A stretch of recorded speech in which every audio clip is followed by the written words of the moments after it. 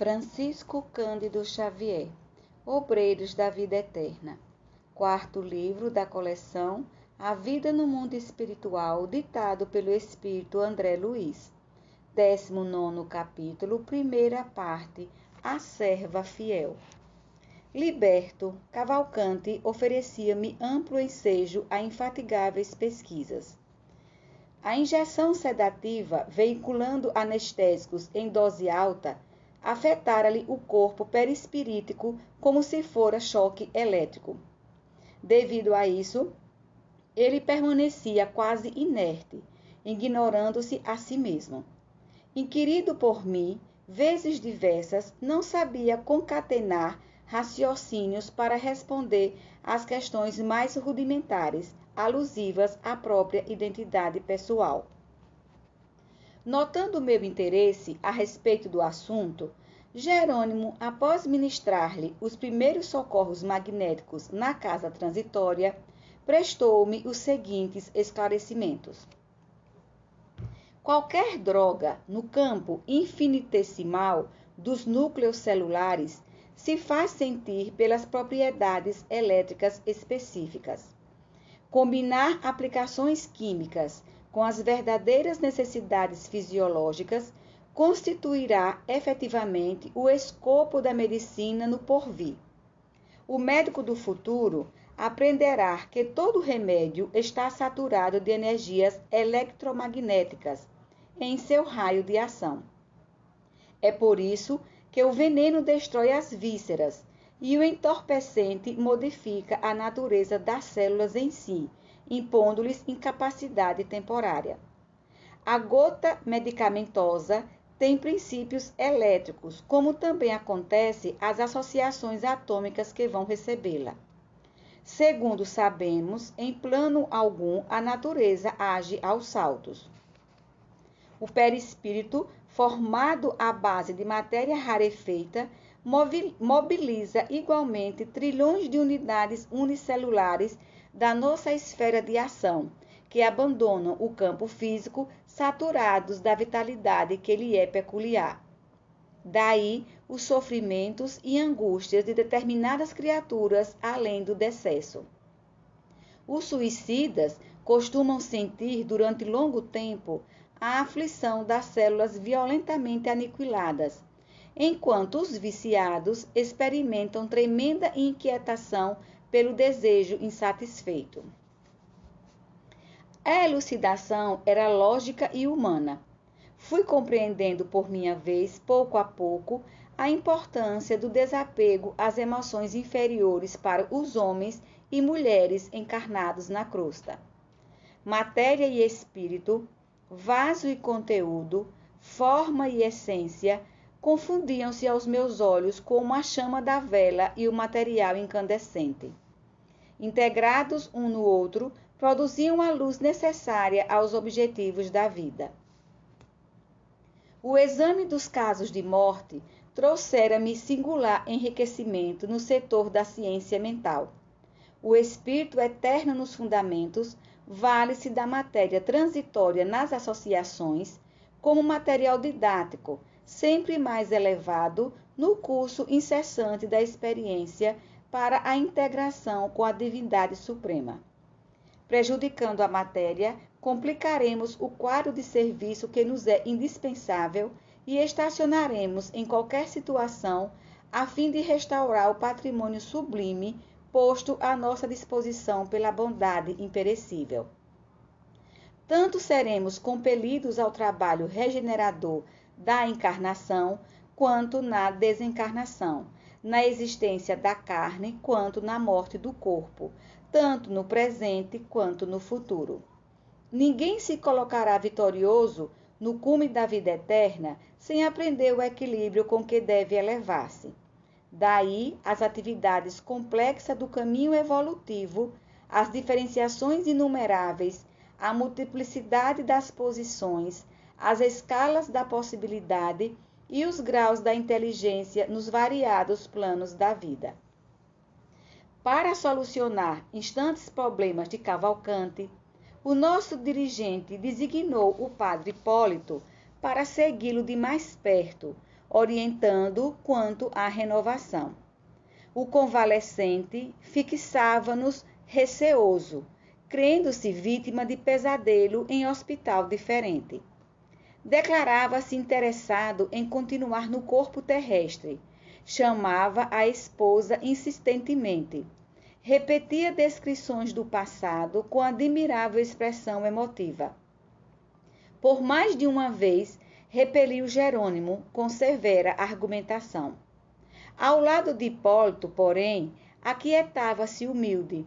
Influíam nele o respeito e a confiança que se habituara a consagrar aos sacerdotes.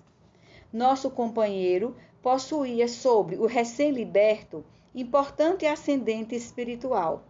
Poderia beneficiá-lo com mais facilidade e em menos tempo. Apesar disso, contudo, nosso assistente ministrava-lhe com regularidade recursos magnéticos, erguendo-lhe o padrão de saúde espiritual. O desencarnado ia despertando com extremo vagar, demorando-se longo tempo a reapossar-se de si. Eram, todavia, impressionantes seus colóquios com o irmão Hipólito, nos quais crivava o ex-sacerdote de intempestivas interrogações. À medida que as suas condições mentais melhoravam, apertava o cerco. Queria saber onde se localizavam o céu e o inferno, pedia notícia dos santos, pretendendo visitar aqueles a quem consagrava mais estranhada devoção, rogava explicações referentes ao limbo, reclamava o encontro com parentes que o haviam precedido no túmulo, solicitava elucidações sobre o valor dos sacramentos da Igreja Católica, comentava a natureza dos diversos dogmas, até que, certo dia, chegou ao despautério de perguntar se não lhe seria possível obter uma audiência com Deus na corte celeste. Hipólito precisava mobilizar infinita boa vontade para tratar com respeito e proveito tamanha boa-fé. A irmã Zenóbia vinha frequentemente assistir ao curso dos surpreendentes diálogos, e de uma feita, quanto nos achávamos juntos, a pequena distância do enfermo, comentou risonha. Nossa antiga igreja romana, tão venerável pelas tradições de cultura e serviço ao progresso humano, é de fato, na atualidade, grande especialista em crianças espirituais. Examinando as dificuldades naturais do serviço de esclarecimento, Jerônimo recomendou a Hipólito e a Luciana dispensarem ao recém-liberto os recursos possíveis, em virtude da escassez de tempo. 25 dias já haviam transcorrido sobre o início da tarefa. Precisamos regressar, informou o assistente. Precisamos regressar logo se verifique a vinda de Adelaide, que não se demorará nesta fundação mais de um dia. Cumpre-nos, pois, acelerar a preparação de Cavalcante com todas as possibilidades ao nosso alcance. E os companheiros desvelavam-se carinhosos. No fundo, todos sentíamos saudades do lar distante que nos congregava às bênçãos de paz e luz. O próprio Fábio, equilibrado e bem disposto, colaborava para a solução do assunto, suspirando pela penetração nos santuários de mais alto. Atendendo à divisão dos serviços, Jerônimo e eu continuamos em ação no Instituto Evangélico, onde a serva leal de Jesus receberia a carta liberatória. Adelaide, porém, parecia não depender de algemas físicas. Não consegui, por minha vez, auscultar-lhe o espesso organismo, porque a nobre missionária, em virtude do avançado enfraquecimento do corpo, abandonava-o ao primeiro sinal de nossa presença, colocando-se junto de nós em sadia palestra. Geralmente, companheiros distintos de nosso plano participavam-nos os ágapes fraternos. Na antevéspera do desenlace, tive a ocasião de observar a extrema simplicidade do abnegado Bezerra de Menezes, que se encontrava em visita de reconforto junto à servidora fiel. Não desejo dificultar o serviço dos meus benfeitores, dizia ele algo triste, e por isso estimaria conservar boa forma espiritual no supremo instante do corpo. Ora, Adelaide considerou o apóstolo da caridade. Morrer é muito mais fácil que nascer. Para organizar, na maioria das circunstâncias, são precisos, geralmente, infinitos cuidados. Para desorganizar, contudo, basta por vezes leve empurrão. Em ocasiões como esta, a resolução é quase tudo. Ajude a você mesma, libertando a mente dos elos que a imantam a pessoas, acontecimentos, coisas e situações da vida eterna. Não se detenha. Quando for chamada, não olhe para trás. E sorrindo, lembre-se de que a mulher de Lote, convertida em estátua de sal, não é símbolo inexpressivo. Há criaturas que, no instante justo de abandonarem a carne, às vezes doente e imprestável, voltam o pensamento para o caminho palmilhado, revivendo recordações menos construtivas. Tropeçam nas próprias apreensões, como se estas fossem pedras soltas ao léu, na senda percorrida, e ficam longos dias figadas no anzol do incoerente e insatisfeito desejo, sem suficiente energia para uma renúncia nobilitante.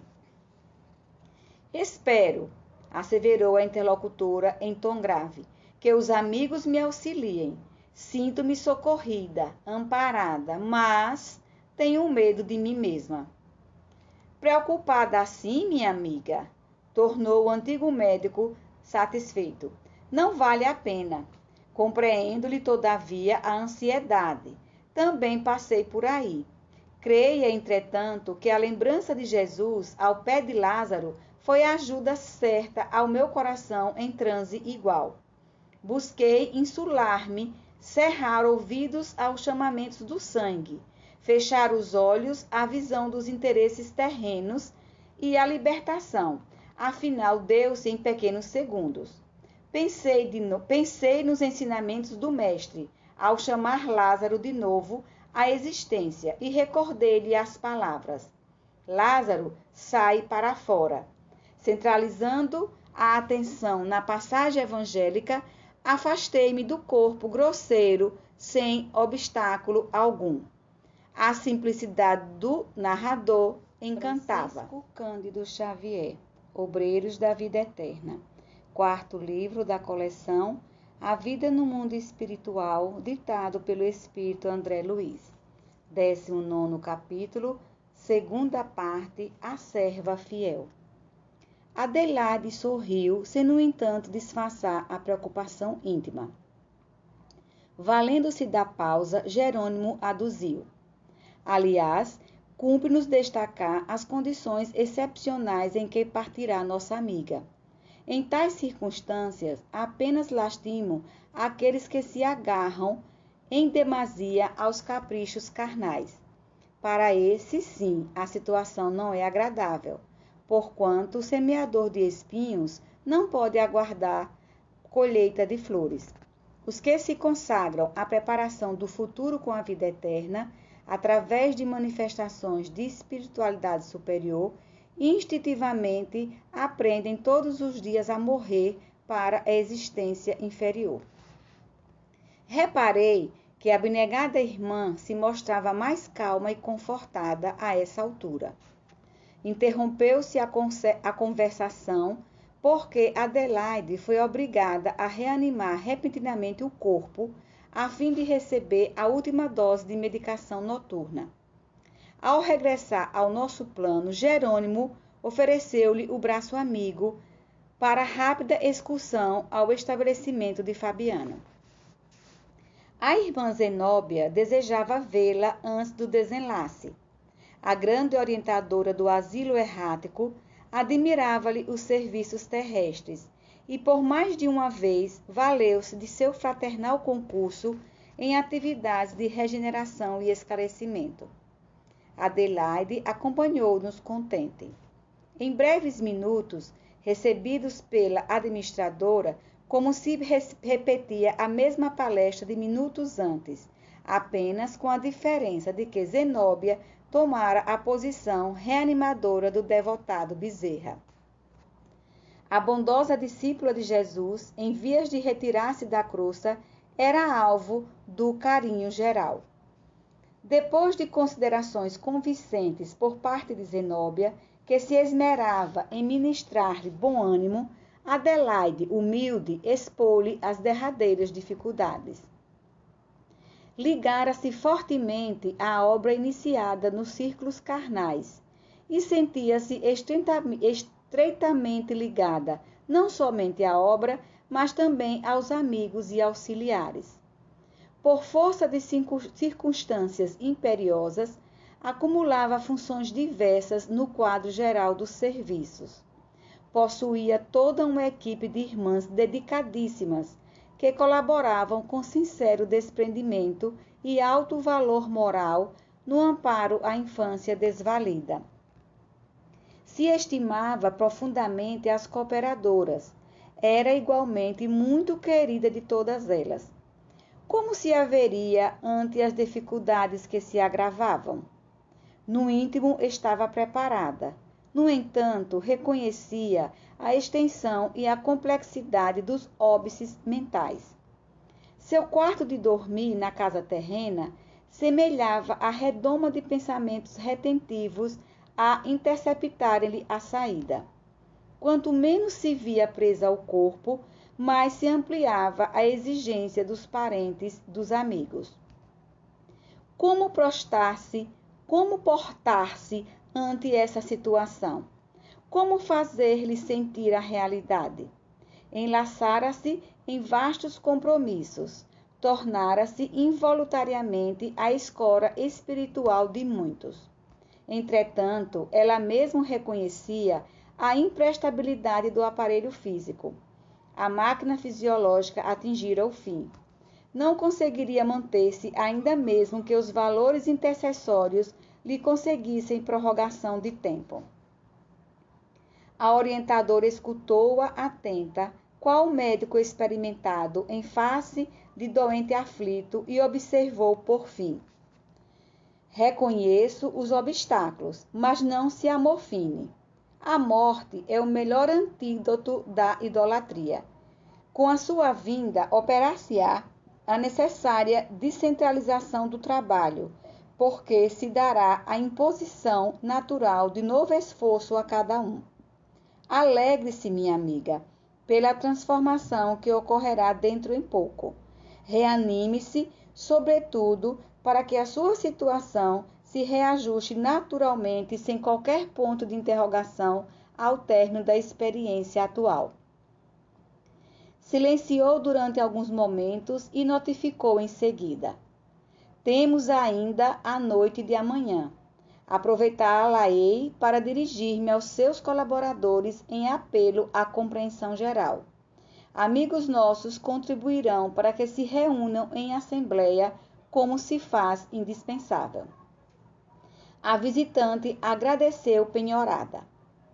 Prosseguimos na mesma vibração de cordialidade, mas Zenóbia modificou o rumo da palestra. Abandonando os assuntos de morte e sofrimento, comentou os serviços edificantes que levava a efeito junto de certa expedição socorrista, cujos membros realizavam admiráveis experimentos no Instituto, nos dias em que se desobrigavam dos trabalhos imediatos na crosta. E discorreu tão brilhantemente sobre a tarefa que Adelaide olvidou por minutos a situação que lhe era peculiar, interessando-se vivamente pelos lances descritivos. A providência coroava-se de animadores resultados, porque a conversação diferente fizera-lhe enorme bem, proporcionando-lhe provisório apaziguamento mental. A desencarnante tornou ao corpo bem disposta, reanimada. No curso do dia, Jerônimo e a diretora da casa transitória combinaram medidas relativas à reunião da noite. O assistente empregaria todo o esforço para que a organização fisiológica da enferma estivesse nas melhores condições, enquanto 2 ativos auxiliares de Zenóbia se incumbiriam de cooperar para a condução do pessoal de Adelaide à Assembleia. O dia, desse modo, esteve cheio de tarefas referentes à articulação prevista. Através de reiterados passes magnéticos sobre os órgãos da circulação, nos quais o meu concurso foi dispensado por desnecessário em vista da extrema passividade da enferma, Adelaide entrou em fase de inesperada calma, tranquilizando o campo das afeições terrenas. Renovaram-se de súbito as esperanças. A reação orgânica surgira dentro de novo impulso, melhorando o quadro dos prognósticos em geral. Multiplicaram-se as vibrações de paz e as preces de reconhecimento. Em vista disso, iniciou-se com grande facilidade, após a meia-noite, o trabalho preparatório da grande reunião.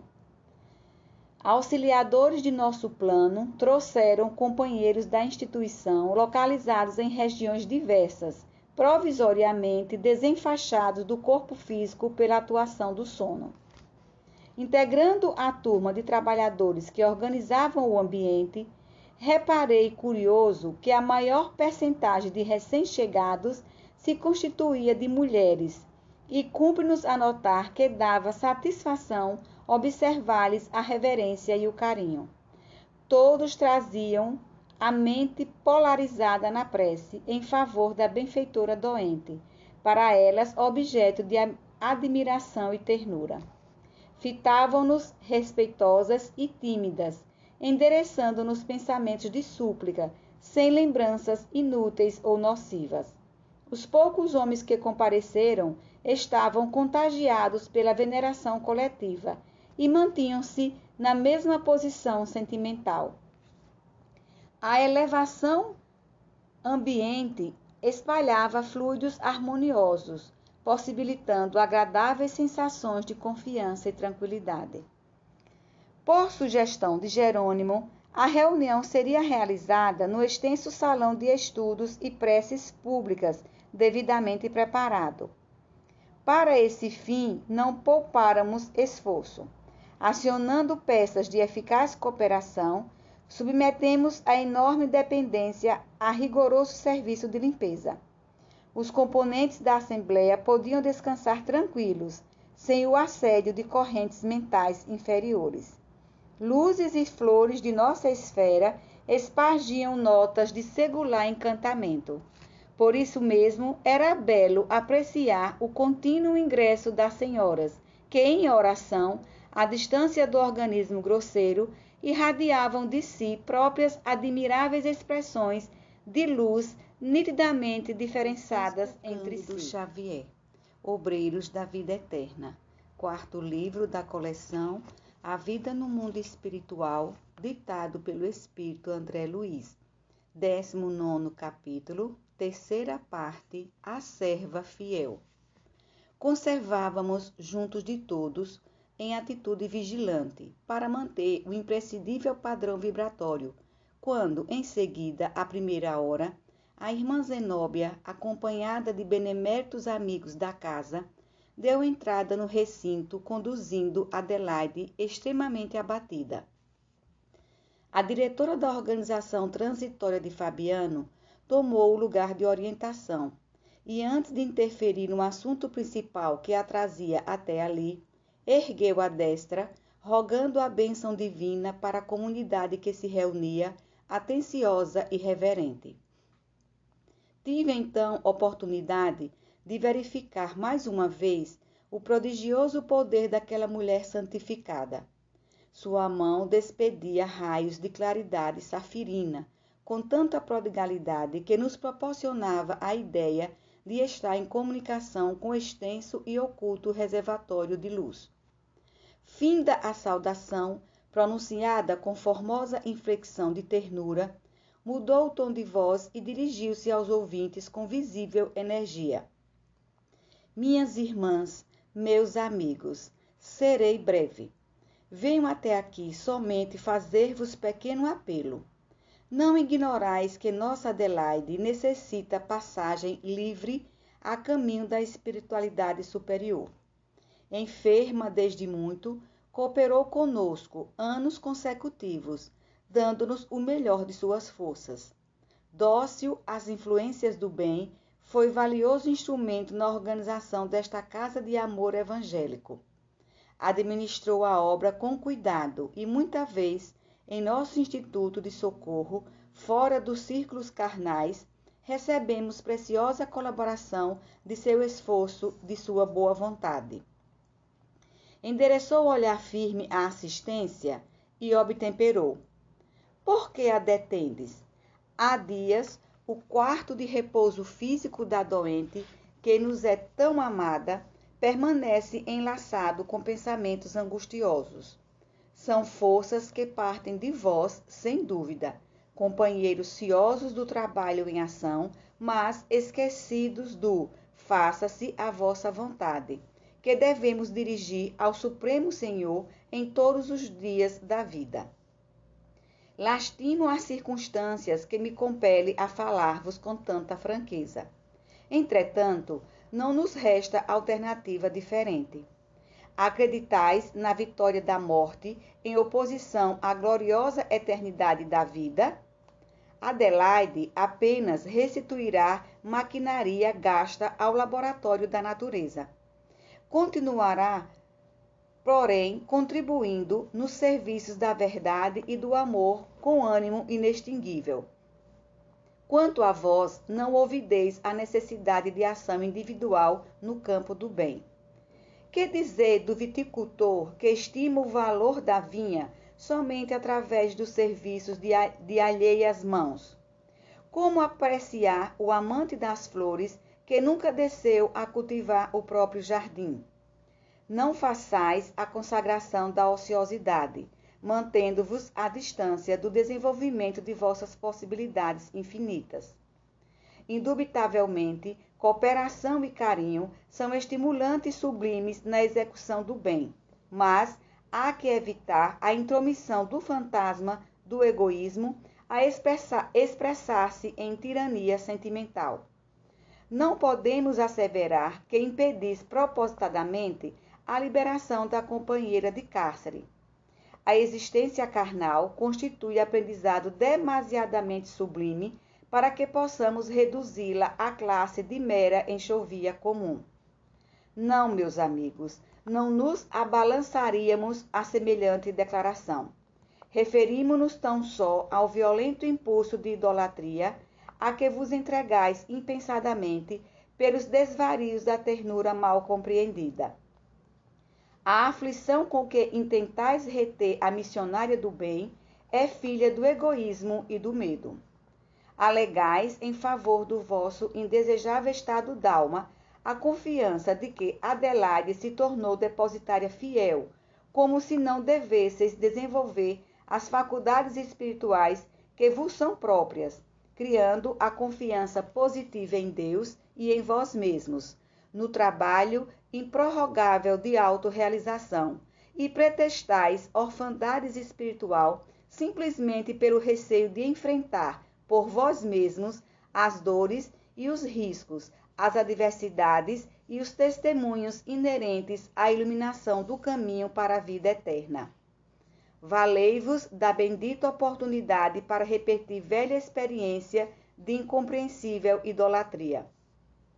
Converteis companheiros de boa vontade, mas tão necessitados de renovação e luz quanto vós mesmos, em oráculos erguidos em pedestais de barro frágil. Criais semideuses e gastais o incenso de infindáveis referências pessoais, estabelecendo problemas complexos que lhes reduzem a capacidade de serviço, olvidando as sementes divinas de que sois portadores. Corporificais o ídolo no altar da mente, infundindo-lhe vida fugaz, e indiferentes à gloriosa destinação que o universo vos assinala. Estimais o menor esforço que vos encarcera em automatismos e recapitulações. Se o ídolo não vos corresponde à expectativa, alimentais a discórdia, a irritação, a exigência. Se falha após o início da excursão para o conhecimento superior, sente-vos desarvorados. Se rola do pedestal de cera, experimentais o frio pavor do desconhecido pelo alto relaxamento na renovação própria. Porque erigir semelhantes estátuas para a contemplação, se a quebrareis inelutavelmente na jornada de ascensão. Não vos fartastes ainda das peregrinações sobre relíquias estraçalhadas? Compreendendo-nos as deficiências mentais na conquista da vida eterna, a vontade do Supremo Senhor colocou nos pórticos da legislação antiga o não terás outros deuses diante de mim. O Pai conhece-nos a viciação milenária em matéria de inclinações afetivas e prevenia-nos o espírito contra as falsas divindades. Recorremos a semelhantes figuras na reduzida esfera de nossas cogitações do momento, com o propósito de levar a vossa compreensão a círculos mais altos, para assim vos desprenderdes da irmã devotada e digna servidora que vos precederá na grande jornada liberativa. Cândido Xavier, Obreiros da Vida Eterna. Quarto livro da coleção A Vida no Mundo Espiritual, ditado pelo Espírito André Luiz. 19º capítulo, quarta parte. Serva fiel. A palavra de Zenóbia causava extraordinária impressão nos ouvintes. As muitas senhoras e os poucos cavalheiros presentes, tocados pela intensa luz da orientação e desarmados pela sua palavra sábia e sublime, revelavam indisfarçável emoção no aspecto fisionômico. A oradora fez delicado gesto de benevolência e prosseguiu. Não somos infensos às manifestações de carinho. A saudade e o reconhecimento caminham juntos. Todavia, no âmbito das relações amistosas, toda imprudência resulta em desastre. Que seria de nós se Jesus permanecesse em continuado convívio com as nossas organizações e necessidades? Não passaríamos, talvez, de maravilhosas flores da estufa sem vida essencial. Por excesso de consulta e abuso de confiança, não desenvolveríamos a capacidade de administrar ou de obedecer. Baldos de valor próprio, erraríamos de região em região, em compactos rebanhos de incapazes à procura do oráculo divino. Talvez, em vista disso, o mestre sábio tenha limitado ao mínimo de tempo o apostolado pessoal e direto, traçando-nos serviços dignificantes para muitos séculos, em poucos dias. Deu-nos a entender, desse modo, que o homem é coluna sagrada do reino de Deus, que o coração de cada criatura deve iluminar-se como santuário da divindade, para refletir-lhe a grandeza augusta e compassiva. Não vos esqueçais, meus amigos, de que todos nós, individualmente considerados, somos herdeiros ditosos da sabedoria e da luz. Zenóbia interrompeu-se, e nesse instante, como se lhe atendessem de muito alto, os apelos silenciosos começaram a cair sobre nós raios de luz balsamizante, acentuando-nos a sensação de felicidade e contentamento. Decorrido longo silêncio, durante o qual a diretora do Instituto de Fabiano pareceu consultar as disposições mais íntimas da Assembleia, voltou a dizer em tom significativo: afirmais mentalmente que Adelaide é a viga mestra deste pouso de amor, que surgirão dificuldades talvez invencíveis, para que seja substituída no leme da orientação geral. Entretanto, sabeis que vossa irmã, não obstante os valores incontestáveis que lhe exornam a personalidade, foi apenas instrumento digno e fiel desta criação de benemerência, sem ter sido, porém, sua fundadora. Afeiçoou-se ao espírito cristão, a qual nos adaptaremos por nossa vez, e foi utilizada pelo doador das bênçãos nos trabalhos de extensão do Evangelho purificador. Não lhe deponhais na fronte amiga a coroa da responsabilidade total, cujo peso de glórias deve repartir-se com todos os servos sinceros das boas obras, como se dividem, inevitavelmente, os valores da cooperação. Adelaide conhece a sua condição de colaboradora leal e não deseja lauréis que de modo algum lhe pertencem. Aguarda apenas que os companheiros de luta transfiram ao Cristo o patrimônio do reconhecimento, rogando simplesmente as afeições, a simpatia e a compreensão para suas necessidades na vida nova. Libertemo-la, pois, oferecendo-lhe pensamentos de paz e júbilo, partilhando-lhe a esperança na esfera mais elevada. Logo após, a orientadora terminou, orando sentidamente e suplicando para todos nós a bênção divina do Pai poderoso e bom. Diversos ouvintes não se demoraram no recinto, regressando ao ambiente comum sob a custódia de amigos vigilantes. Algumas senhoras, contudo, aproximaram-se da oradora, endereçando-lhe palavras de alegria e gratidão. Mais alguns minutos e a assembleia dispersava-se tranquila. Por fim, despediram-se igualmente da irmã Zenóbia e os outros companheiros. Adelaide, ao retornar à matéria, respira radiante. Entretanto, pelo soberano júbilo daquela hora, ganhou tamanha energia no corpo perispiritual que o regresso às células de carne foi complicado e doloroso. Súbito mal-estar invadiu-a ao entrar em contato com os despauperados centros físicos. Tomava-os e abandonava-os, sucessivamente, como o pássaro a sentir a exiguidade do ninho. Indagando de Jerônimo quanto à surpresa, dele recebeu a explicação necessária. Depois da palavra esclarecida de Zenóbia, disse afavelmente o mentor, extinguiram-se as correntes mentais de retenção que se mantinham pelo entendimento fraterno da comunidade reconhecida. Privou-se o corpo carnal do permanente socorro magnético, a qual o afluxo dessas correntes alimentava, atenuando-lhe a resistência e precipitando a queda no tono vital. Além disso, o contentamento desta hora robusteceu-lhe sobremaneira os centros perispirituais. Impossível dessa forma evitar a sensação angustiosa no contato com os órgãos doentios. E com benévola expressão, afagou carinhosamente a enferma, falando-lhe em seguida a breve intervalo. Não se incomode, minha amiga. O casulo reduziu-se, mas suas asas cresceram. Pense agora no voo que virá. Adelaide esforçou-se para mostrar satisfação no semblante novamente abatido e rogou, tímida, lhe fosse concedido o obséquio de tentar ela própria, a sós, a desencarnação dos laços mais fortes em esforço pessoal espontâneo. Jerônimo aqueceu satisfeito. E mantendo-nos de vigilância em câmara próxima, deixamo-la entregue a si mesma, durante as longas horas que consumiu no trabalho complexo e persistente.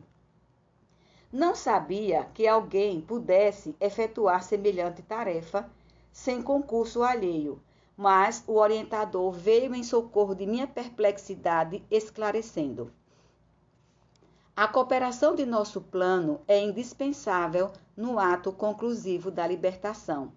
Todavia, o serviço preliminar do desenlace no plexo solar e mesmo no coração pode, em vários casos, ser levado a efeito pelo próprio interessado, quando este haja adquirido durante a experiência terrestre o precioso treinamento com a vida espiritual mais elevada.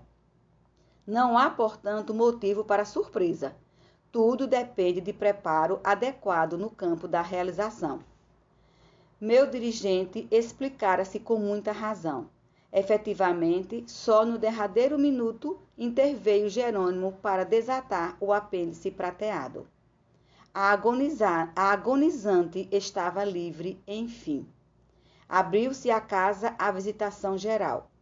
Evangelizados pelo verbo construtivo de Zenóbia, os cooperadores encarnados, embora não guardassem minudentes recordações, sustentaram discreta atitude de respeito, serenidade e conformação. A denodada batalhadora, agora liberta, esquivou-se gentilmente ao convite para a partida imediata. Esperou a inumação dos despojos, consolando amigos e recebendo consolações. Depois de orar fervorosamente, no último pouso das células exaustas, agradecendo-lhes o precioso concurso nos abençoados anos de permanência na crosta, Adelaide, serena e confiante, cercada de numerosos amigos, partiu, em nossa companhia, a caminho da casa transitória, ponto de referência sentimental da grande caravana afetiva.